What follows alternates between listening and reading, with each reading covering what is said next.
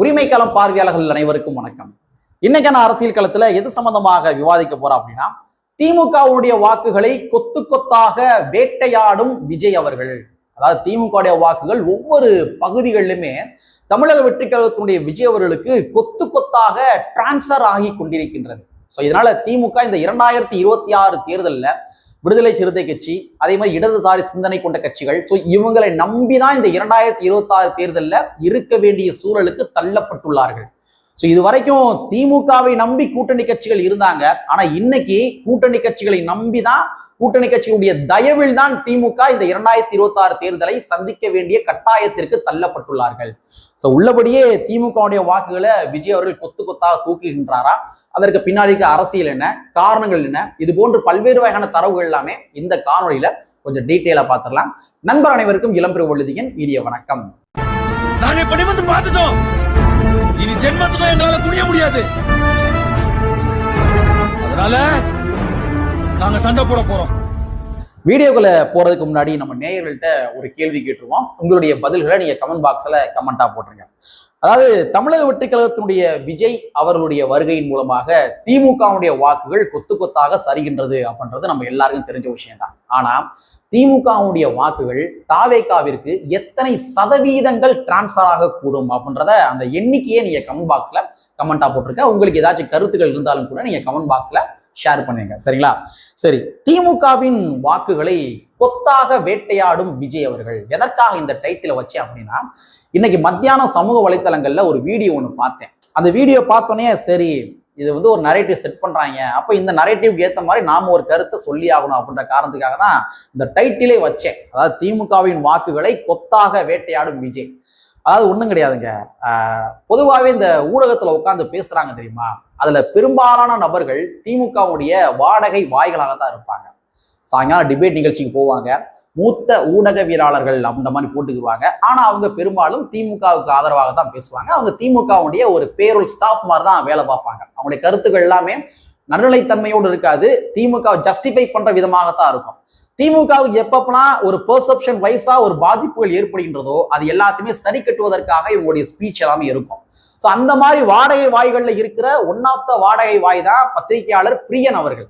So பத்திரிகையாளர் பிரியன் அவர்கள் இன்னைக்கு மத்தியானம் அவருடைய வீடியோ ஒன்று பார்த்தேன். அந்த வீடியோ பார்த்ததுக்கு பின்பாக தான் நாம ஒரு பதில் கொடுக்குன்ற காரணத்துக்காக திமுகவின் வாக்குகள் கொத்தாக வேட்டையாடும் விஜய் அப்படின்ற மாதிரி டைட்டில் வச்சேன். அந்த வீடியோ அவர் என்ன சொல்றாரு அப்படின்னா, அதாவது தமிழக வெற்றி கழகத்தினுடைய விஜய் அவர்களுடைய வருகையின் மூலமாக திமுகவுடைய வாக்குகள் எங்கேயும் போலையாமா, திமுக வாக்குகள் எங்கேயுமே சதறவே இல்லையாமா. ஆனா திமுகவுடைய கூட்டணி கட்சிகள் இருக்காங்க இல்லையா, அவங்களுடைய வாக்குகள் தான் அந்தல சிந்தலையாக சிதறி கொண்டிருக்கின்றதாம். திமுக ஒரு சர்வே டீம் அனுப்புனாங்களாமா, அவங்க போய் சர்வே பண்ணாங்களாமா. ஆனா திமுக வாக்குகள் எங்கேயும் சரியவில்லையாமா. ஆனா கூட்டணி கட்சிகளுடைய வாக்குகள் மட்டும் தான் சரிந்து கொண்டிருக்கின்றதா.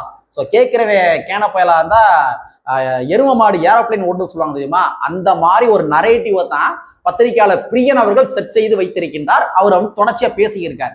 இப்ப நான் என்ன கேட்கிறேன் அப்படின்னா, திமுகவுடைய வாக்குகள் சரியவில்லை என்றால், அதாவது தமிழக வெற்றி கழகத்துடைய விஜய் அவர்கள் மூலமாக சரியவில்லை என்றால் திமுக எதற்காக இத்தனை கூட்டணிகள் உள்ள சேர்த்து வச்சிருக்கிறாங்க? எதுக்கு இத்தனை கூட்டணிகள் சேர்த்து வச்சிருக்கிறாங்க? 2021 இதே கூட்டணியை வச்சுதானே அவங்க ஆட்சியை பிடிச்சாங்க.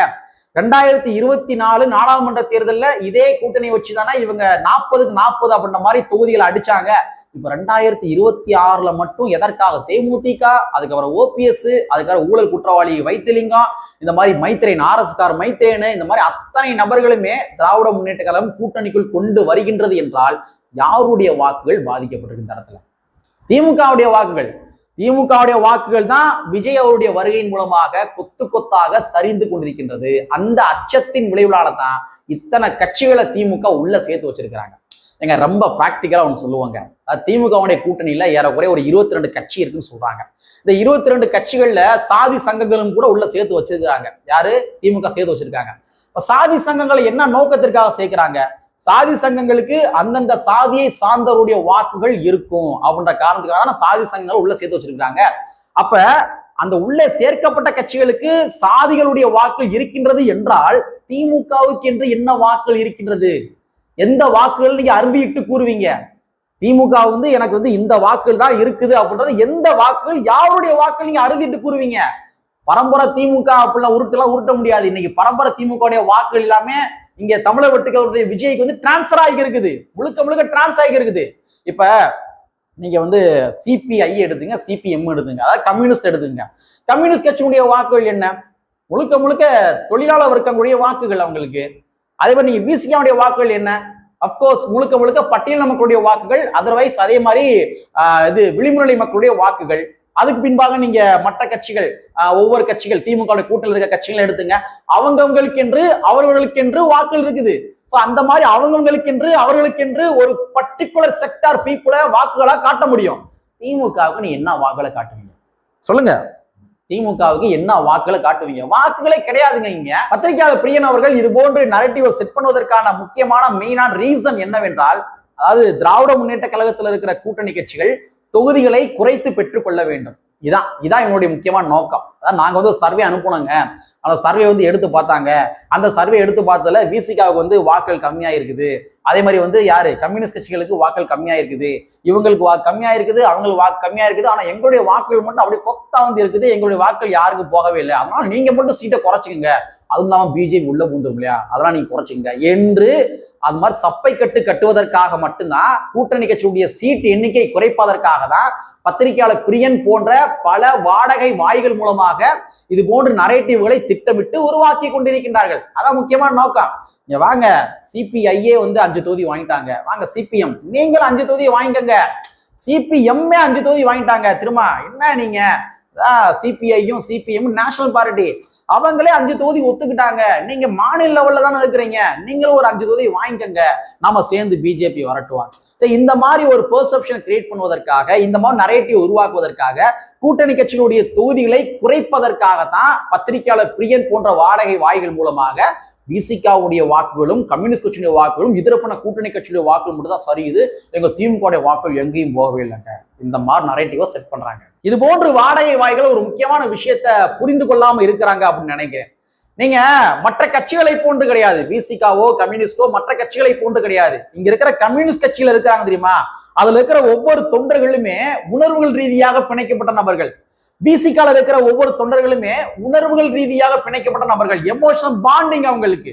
இப்ப வந்து எனக்கு ஒரு பிரச்சனை, ஒரு ஆபீஸ்ல ஒரு பிரச்சனை, எனக்கு வந்து தொழிலாளர் வர்க்கம் என்ற அடிப்படையில ஒரு பிரச்சனை அப்படின்னா, அவர்களுடைய பிரச்சனைக்காக களத்தில் வந்து நிற்கின்ற கட்சி எதுன்னு பார்த்தோம்னா அது கம்யூனிஸ்ட் கட்சி. அப்ப எனக்கு ஒரு பிரச்சனை என்றால் வருகின்ற கட்சிகளை விட்டு கொடுத்துட்டு எப்படி அவங்க வந்து மற்ற கட்சிகளுக்கு போவாங்க? அப்ப திமுக வந்து ஒரு திட்டமிட்ட நரேட்டிவ் உருவாக்குறாங்க. அப்ப தொண்டர்களுக்கும் சிபிஎம் சிபிஐக்கும் இடையில் இருக்கின்ற அந்த பாண்டிங் என்பது உணர்வுகள் ரீதியான ஒரு பாண்டிங். அதே மாதிரி நீங்க விசிகாவை எடுத்துக்கிட்டீங்க அப்படின்னா, விசிகால இருக்கிற தொண்டர்கள் எல்லாமே உணர்வின் ரீதியாக அண்ணன் திருமாவர்கள் கூட பிணைக்கப்பட்ட நபர்கள். எனக்கு ஒரு பிரச்சனை என்று வருகின்ற பொழுது விடுதலை சிறுத்தை கட்சியை தவிர வேற யாரும் வந்தது கிடையாது. சோ என்னுடைய வாக்குகள் அது வந்து விடுதலை சிறுத்தை கட்சி தான். சோ அந்த மாதிரி எமோஷனல் பாண்டிங் மூலமாக பிணைக்கப்பட்ட நபர்கள் தான் விசிகா கம்யூனிஸ்ட் போன்ற கட்சிகள் இருக்கின்ற தொண்டர்கள். திமுகவுக்கும் மக்களுக்கும் என்ன தொடர்பு இருக்கு சொல்லுங்க?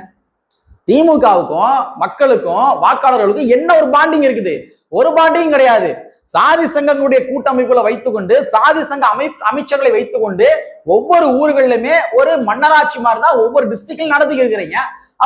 அப்ப கட்சிக்கும் தொண்டர்களுக்கும் என்ன பிணைப்புகள் இருக்கின்றது? சோ அதனாலதான் திமுக வாக்குகள் முழுவதுமாக இங்க வந்து தமிழக வெற்றி கழகத்துக்கு வந்து டிரான்ஸ்பர் ஆகி கொண்டிருக்கின்றது. அப்ப இது எல்லாத்தையுமே மறைப்பதற்காக தான் பத்திரிகையாளர் பிரியன் போன்ற வாடகை வாய்கள் மூலமாக இது போன்ற நரேட்டிவ்களை இவர்கள் செட் செய்து கொண்டிருக்கின்றார்கள். தமிழக வெற்றி கழகத்தினுடைய விஜய் அவர்கள் சமீபத்துல ஒரு ஸ்டேட்மெண்ட் சொன்னா தெரியுமா? அதாவது ஒவ்வொரு வீடுகள்லயுமே எனக்கென்று ஒரு வாக்குகள் இருக்குன்னு சொன்னா தெரியுமா?